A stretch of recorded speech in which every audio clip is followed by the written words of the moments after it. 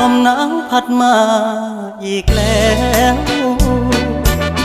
น้องแก้วคงหลงคอยพี่เคยสัญญาให้ไว้จะกลับไปหาคนดีโทน้องพี่คงจะกลัวลมหนาวพัดมาอีกคนหนาวกระมนหัวใจปวดยามหนาวมาห่างน้องเจ้าคงมองและรำครวญลมหนาวจะหวนกลับไปฟ้าเอ่ยโปรดเห็นฟ้าโปรดเป็นพยานให้